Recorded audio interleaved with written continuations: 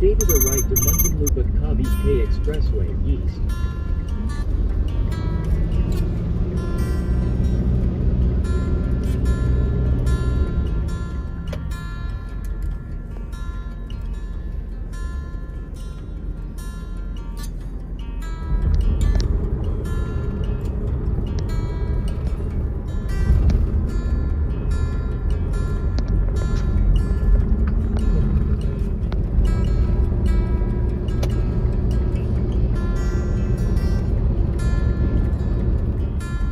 Yo, what's up mga ka-travel? So, ngayong araw ay bagong video na naman. Magka-camping tayo. So, may isang campsite kaming nalaman dito sa bandang Laguna. So, ngayon nakapag-reserve na kami doon. Doon kami ngayon pupunta. Ngayon is along SLEX pa lang kami. So, medyo late na rin kami umalis ng bahay. Dahil sa marami pang kailangang kompletuhin doon sa pagkain na lulutuin namin mamaya.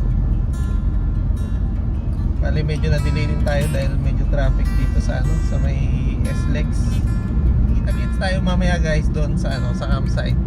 So pakita ko lang din sa inyo yung mga daan na dadaanan natin para magkaroon lang din kayo ng idea.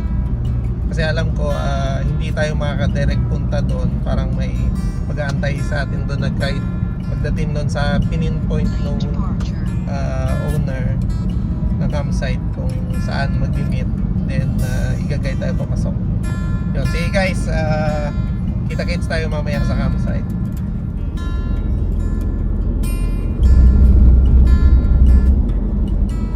Guys, medyo mabagal lang yung dito sa sa SLEX yung takbo, pero yun nga, dahil dito sa mga ongoing construction ng widening, medyo naiipon yung volume ng sasakyan, gawa ng nabawasan yung lane. Pero yun nga, pag natapos naman to is talagang malaking ginhawa to para sa mga nagbabiyahe dito sa south.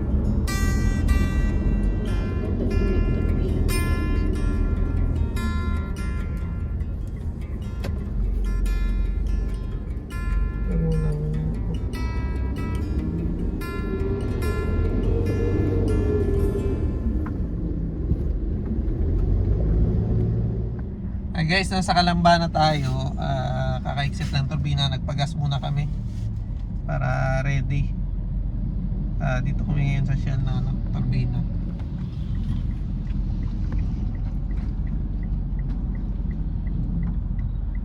Okay guys, full tank na tayo, so ready na. Let's go.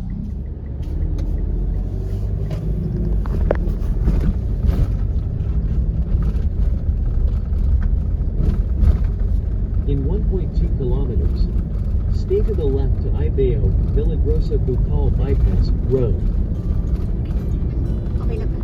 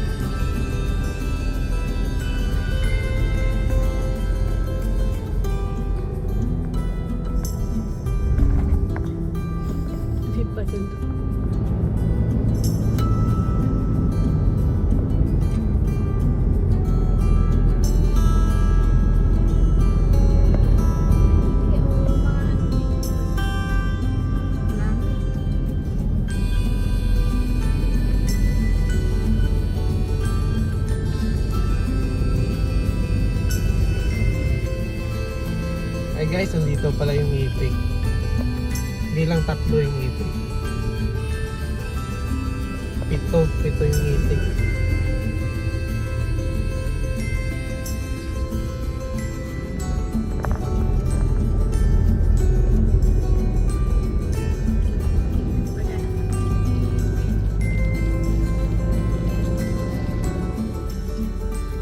Ayun guys, nasa Santa Cruz Laguna na tayo.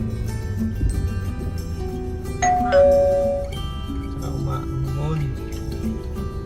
Pero okay lang. Challenge yun. Ilang minutes na lang. Ayan guys, nasa pagsanghan na tayo. Papasok lang sa ano nila. Welcome Park.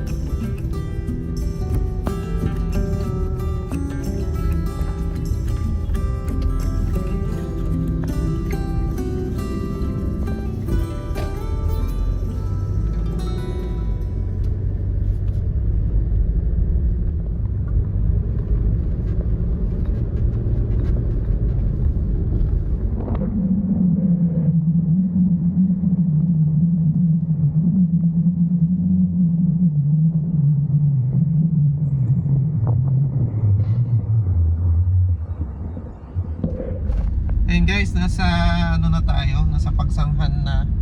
Bali 15 minutes na lang. 5 kilometers. Mula doon sa ano, sa binigay na location ng may-ari para doon tayo sunduin. Ayan, so konti na lang, konting kembot na lang. Doon tayo sa campsite.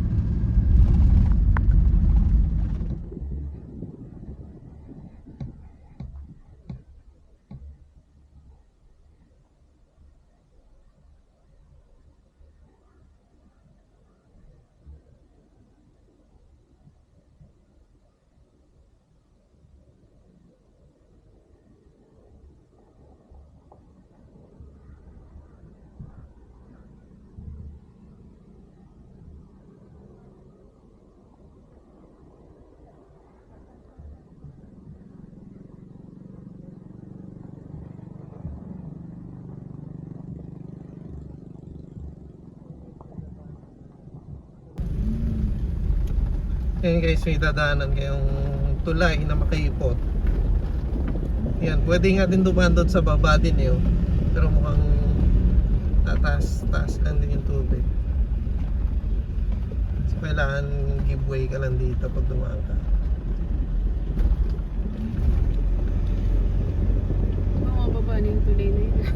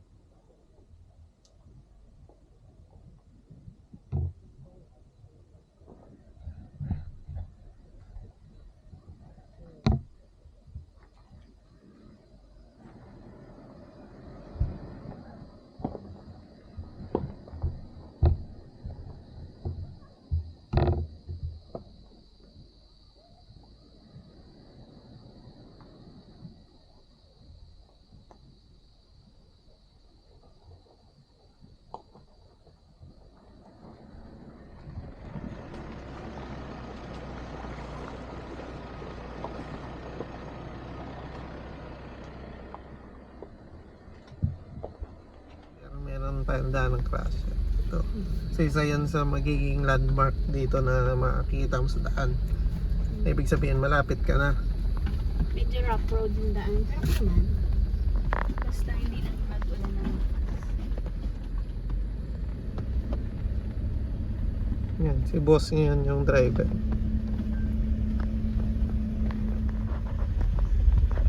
Guys, dito na kami sa binigay na pin. Yan, may signage. Saan ako? Dito lang? Ilalagay ko to. Yan, dito na yung ano, yung guide namin. Ayan, nakamotor siya. Ito yung susundan nyo pag pumunta ka dito, mula dito sa Pinagantayan. Yan, so papasok na doon, pakaliwa.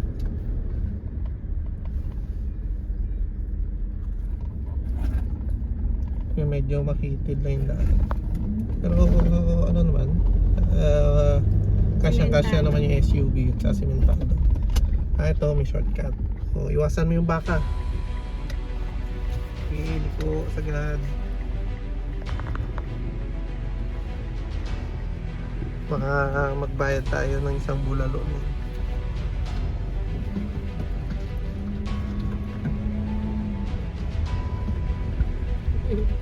Kasi Josh. Yung si Josh pala daw yan, guys.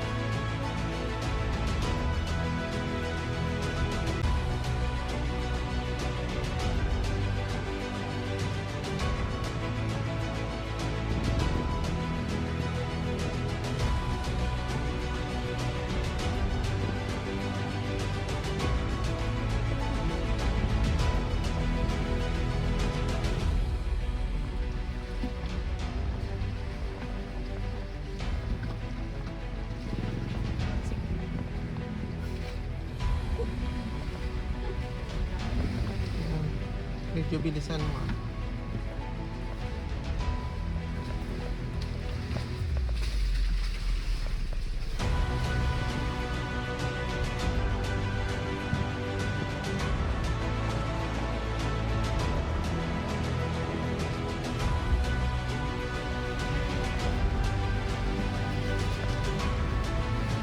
Ay, bilisan mo, bilisan mo. Bilisan mo, mababalaw.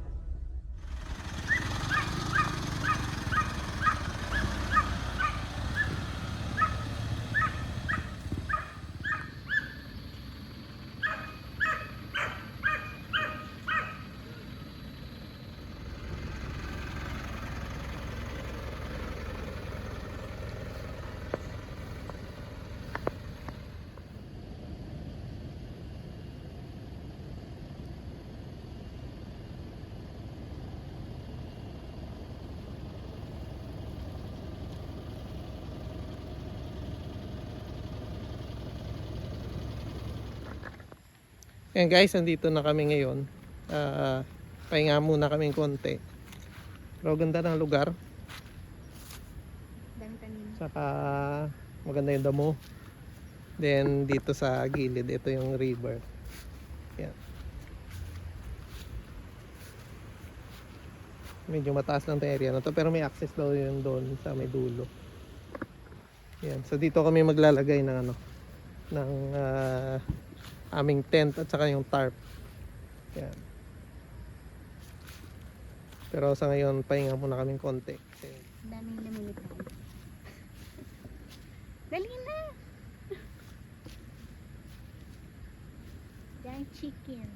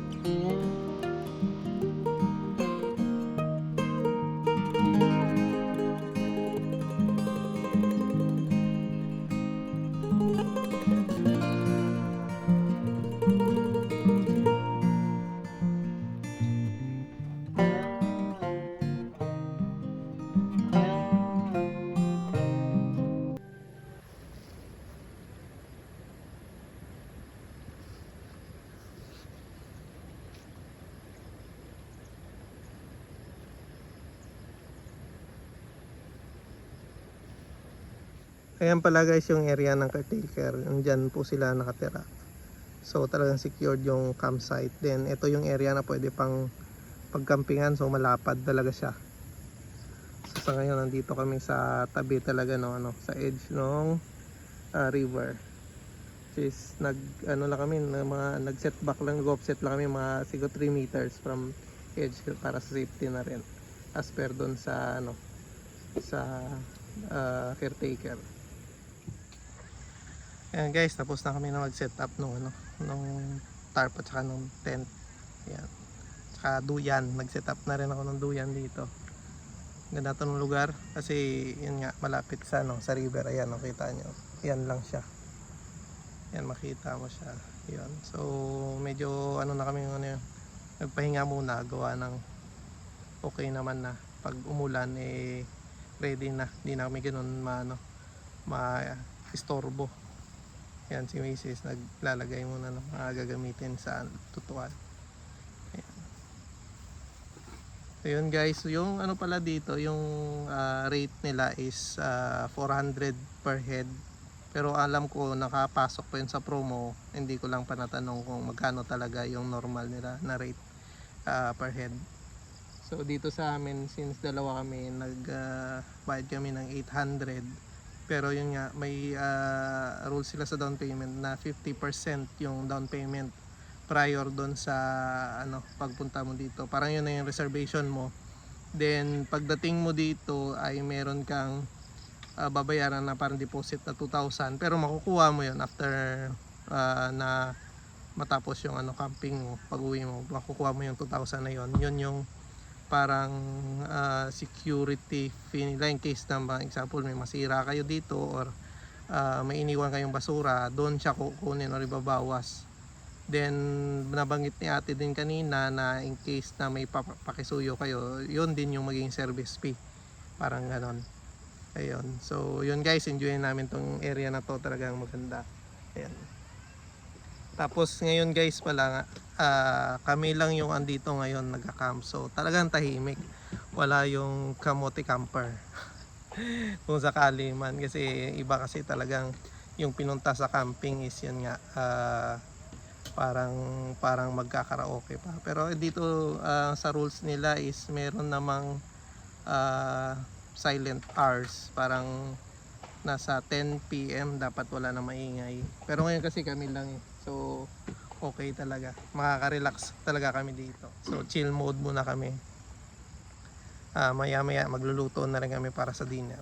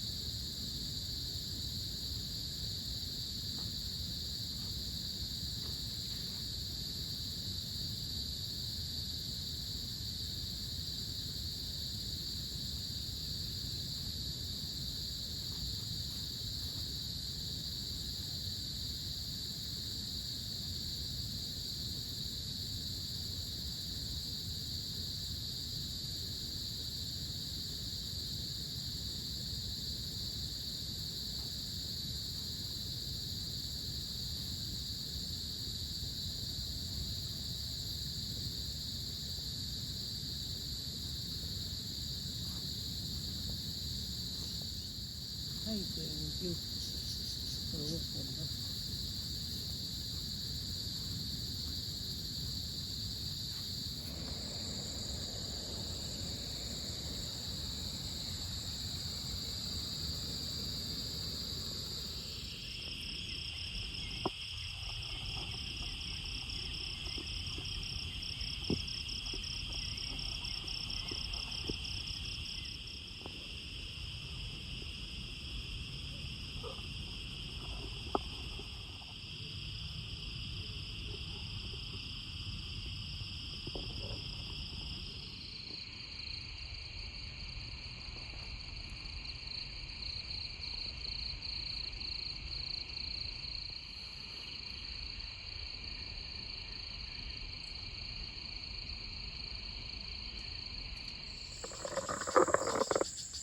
May binibenta pala sila dito ng rambutan dito lang sa malapit din, siguro yung katabing lote, benta sa caretaker dito. So nagalok sa atin, so bumili kami 50 pesos lang isang kilo. Yan, bagong pitas to. Natikpan na rin ni Mrs. matamis. Tsaka madaling matanggal yung laman sa buto.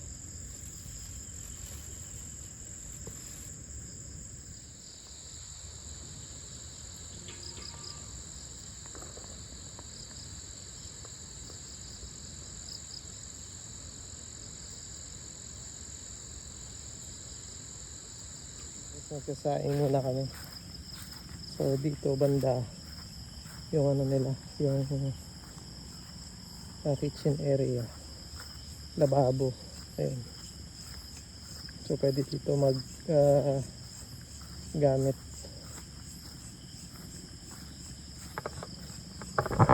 Papunta tayo ngayon dito.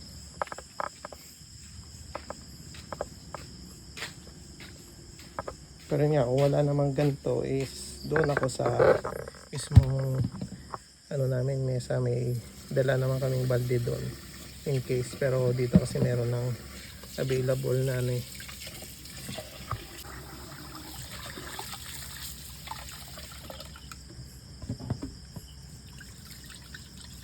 Dami ng gam.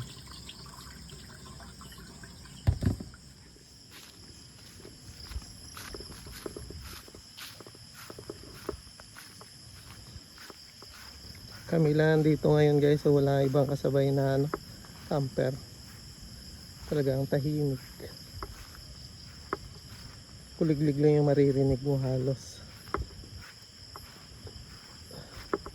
Pinatay muna na yung ibang ilaw kasi maraming insektong dumadapo.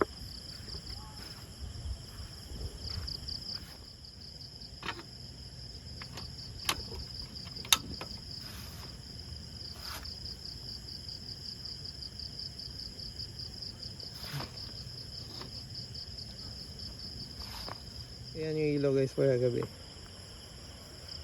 Kita siya kasi may ano siya, may ilaw. Nakapaano sa ilog. Ganun din doon sa kabilang dulo.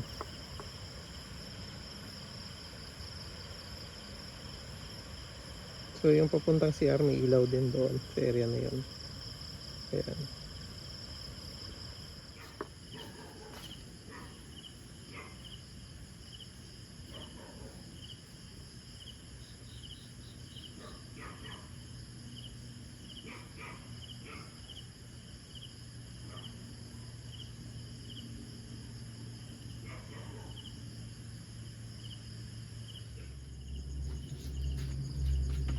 Magluluto kami ngayon ng ano, sinigang. So kailangan ko ugasan mo ito ano, masahog.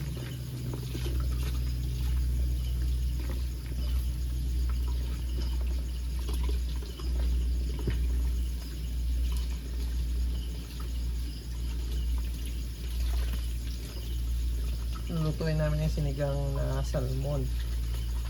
Kasi paborito namin.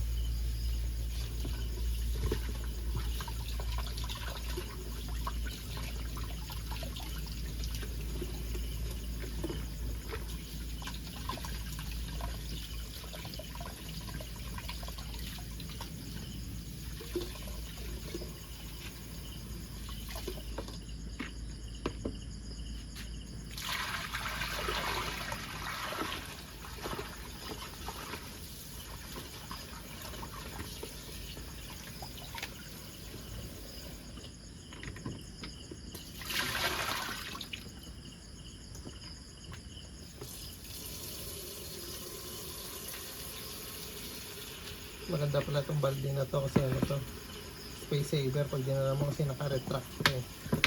Pwede mo siyang paimpisin.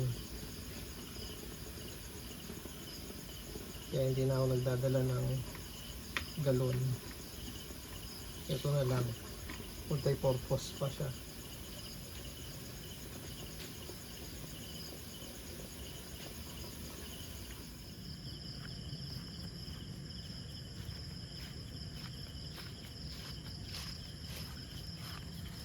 Oh, dito na.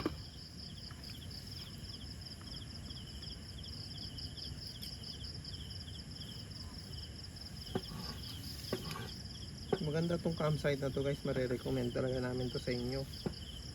Yun lang sa access lang kanina, medyo yun nga, kung sedan ka medyo alanganin. Pero yun nga, basta magaling lang umiwas sa butas, sa mga area na malalalim, potholes, tingin ko naman okay naman. Medyo makitid lang yung daan, pero wag lang siguro umulan talaga ng malakas kasi may mga area na parang medyo malambot or parang madulas ba. Tamang timing lang talaga sa dadaanan. Kagandahan kasi ngayon, kami lang yung nagka-camp, kaya tahimik. Pero yun nga, may silent ano naman dito R. Kailangan wala nang diingay pagdating ng alas 10. Andun yun sa rules and regulation nila.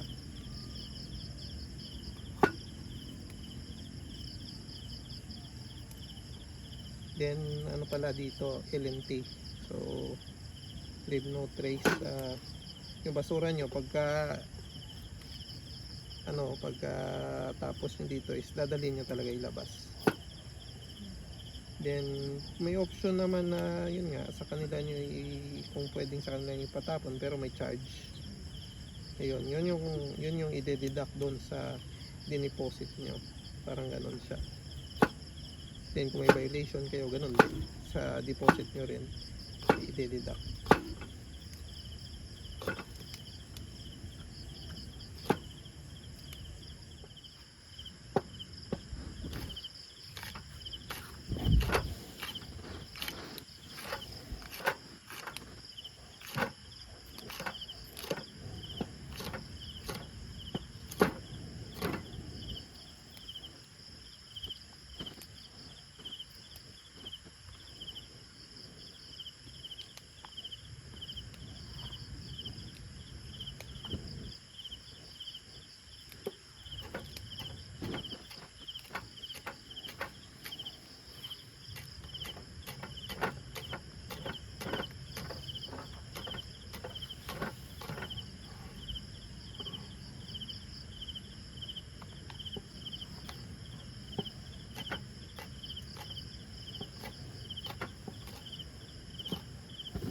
Ano lang kulang, luya.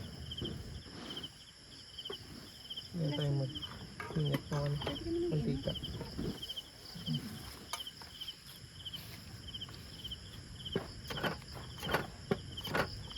Ang kanin namin luto na. Sakto lang.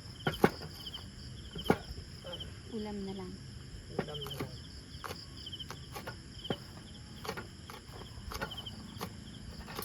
Mabuti hindi malakas yung hangin. Sakto lang yung hangin. Malamig. Ambon lang kanina. Galing yung guys, malamig eh. Saktong lamig. Ganun.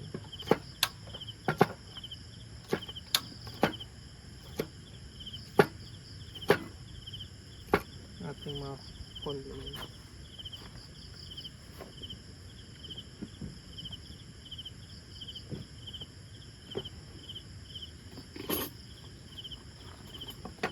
Ito ng patis. Dala lang ito patis.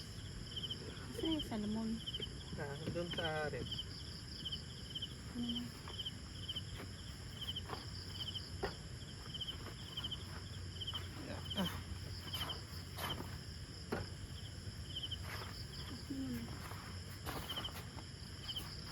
Oh, crap mo na lang.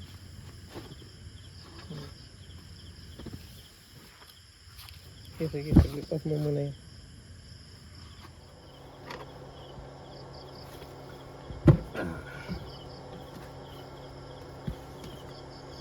Yung sa ilalim. Tigas. Ay, yung drinks mo parang magigayalo din. Wala kasing divider eh. Pero okay na rin. Please. Yan, para malamig ito mga.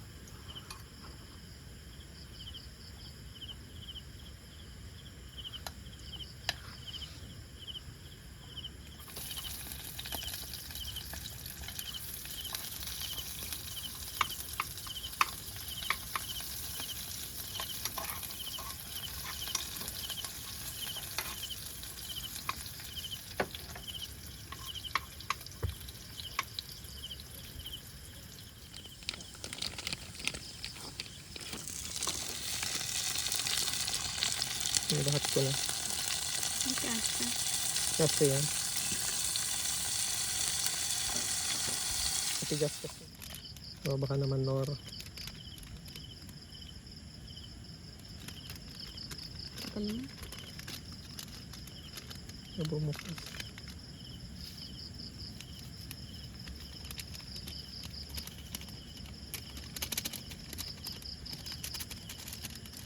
Meron pa eh, ayaw na lumabas eh.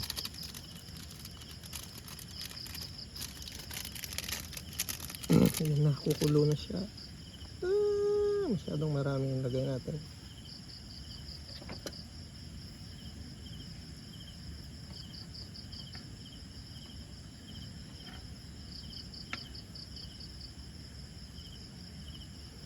Kinalahati ko lang yung miso eh, na ano, na fresh na miso.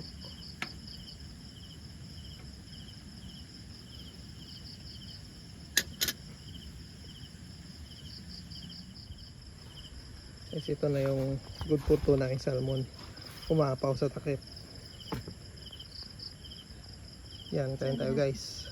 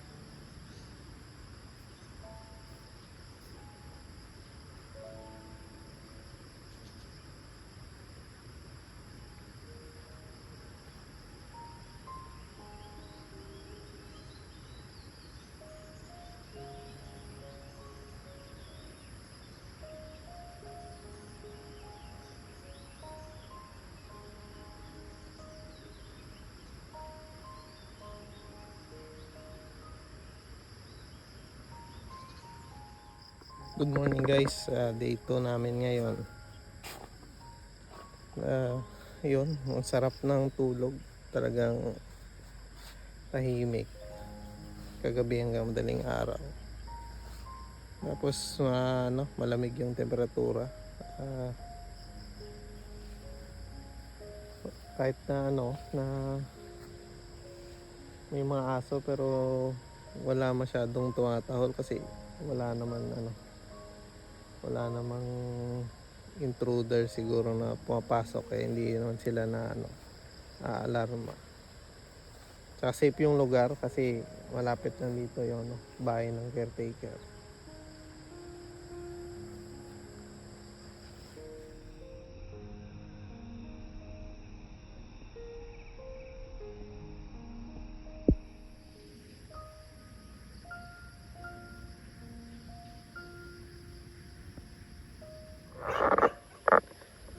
Buti guys hindi malakas yung ulan.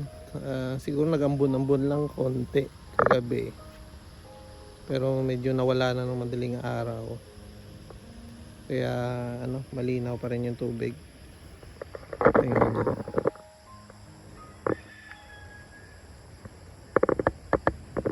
Malinaw pa rin yung tubig. Doon nga sa dulo may namimingwit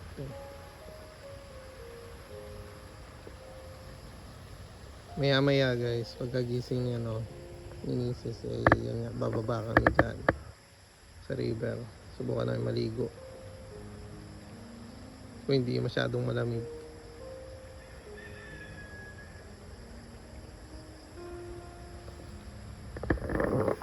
Ayun, kape muna tayo, mag-iinit lang ako ng tubig.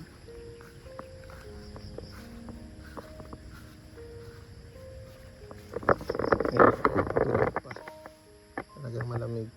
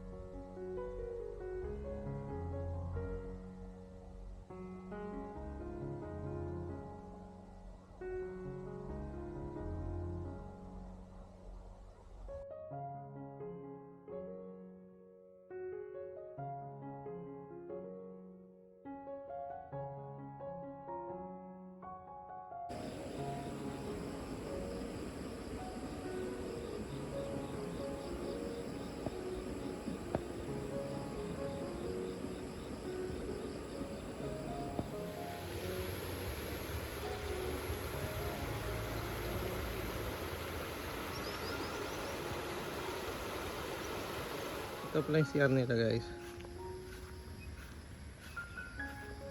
So male and female, dalawang room. So yung isa is urinal. Tapos andito yung water closet and shower.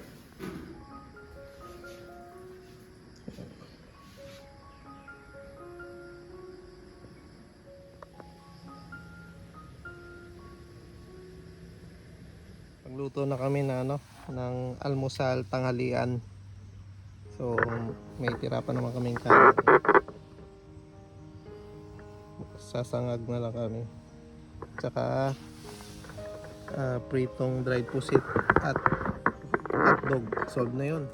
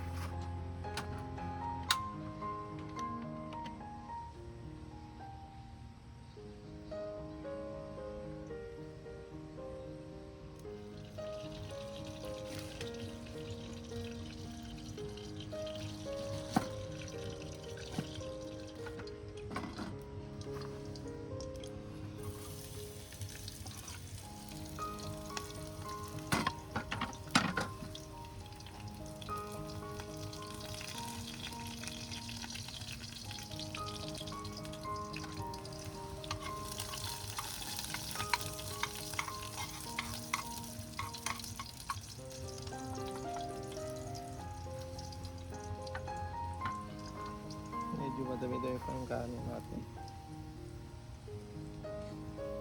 Parang babaunin natin ito yung pauwi.